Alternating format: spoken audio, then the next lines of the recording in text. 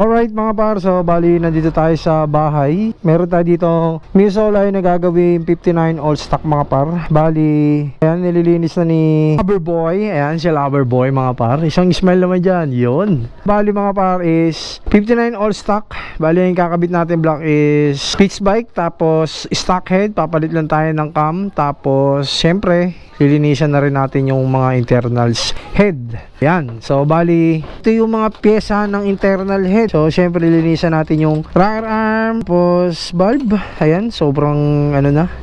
Bakit nagkaganito yung bulb niya is may yung kanyang bulb guide.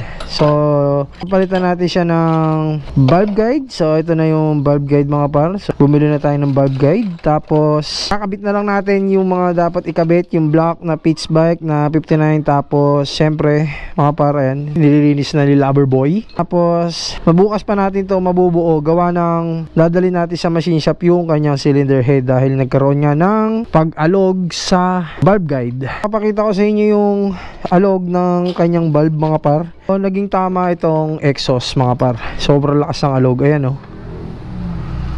Ayan. So kung makikita nyo dito kasi is sunog, nagsusuka na ng langis. Tapos dito malinis mga par. Nilinisan na rin natin itong head. Ayan, gamit natin yung R8 na degreaser mga par. So abangan nyo ito pag natapos mga par. Let's go.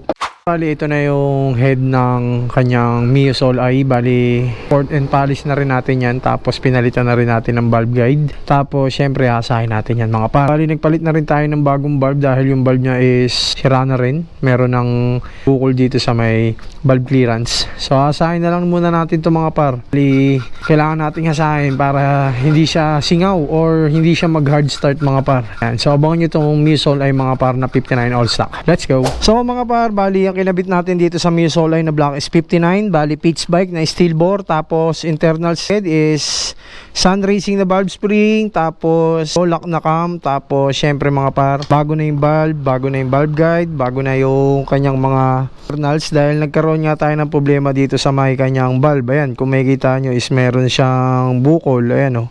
So manipis na rin to, umaalog na sa bulb guide. Tapos pinalitan na natin yan dun kay Boss Cha mga par. Bali papahanda rin na lang natin itong Mio Soul Eye na 59 all stock mga par.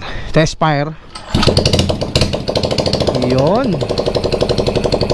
So kung maririnig nyo mga par is ang problema na lang na ito is battery. Bali umaandar na yung kanyang makina. Tapos i-check na lang natin yung kanyang bomba, kung meron bang ba yung kanyang makina ng langis. Kasi 8 ng T-range. Ito. Tignan mo kung may lalabas na langis dyan ha. So ayan, check natin kung may ito mga daloy na langis. Ayan. Alright. So all good.